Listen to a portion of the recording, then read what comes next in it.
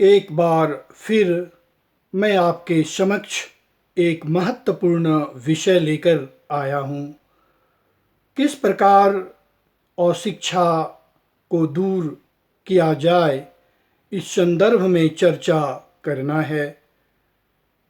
जैसा कि कहा जाता है, अशिक्षा एक राष्ट्रीय कलंक है जिससे मनुष्य का सामाजिक आर्थिक विकास नहीं हो सकता है।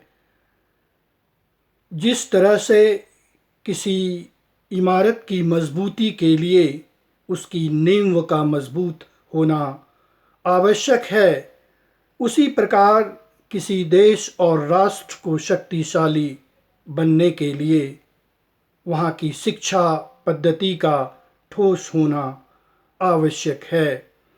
और यह तभी संभव है जब प्राथमिक शिक्षा पर विशेष ध्यान दिया जाए। भारतवर्ष में देखा जा रहा है, सरकारी विद्यालयों की स्थिति अच्छी नहीं है।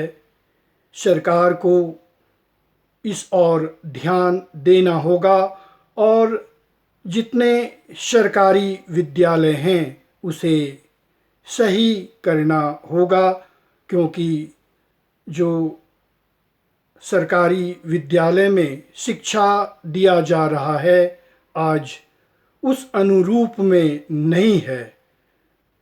सरकार को ध्यान देना होगा और उसमें आधुनिक शिक्षा प्रणाली का विकास करना होगा, क्योंकि जब तक आधुनिक प्रणाली का विकास नहीं होगा तब तक पूर्ण रूप से यह लागू नहीं हो सकता है।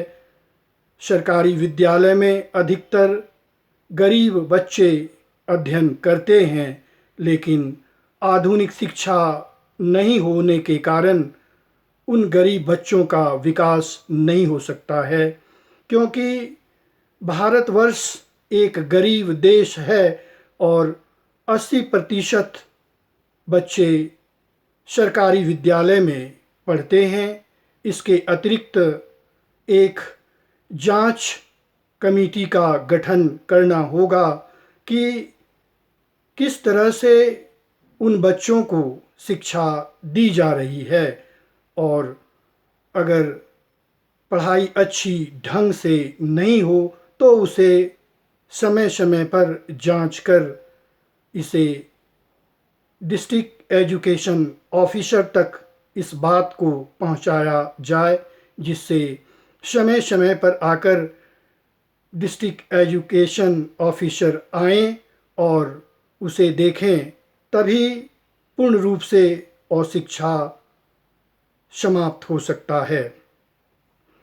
इसके अतिरिक्त स्त्रियों को शिक्षा में आगे बढ़ाना होगा, क्योंकि कहा जाता है प्रथम पाठशाला माँ होती है, और जब तक स्त्रियां शिक्षा ग्रहण नहीं करेगी तब तक वह अपने बच्चों को शिक्षित नहीं कर पाएगी। इसलिए उन्हें शिक्षित करने की आवश्यकता है।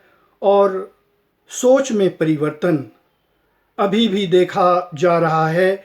ग्रामीण क्षेत्रों में जो पुरुष वर्ग के हैं उनके सोच में परिवर्तन लाने की आवश्यकता है, क्योंकि नारियों को वह घर से अभी भी बाहर नहीं भेजते हैं, जिससे नारियां शिक्षा से वंचित होती हैं।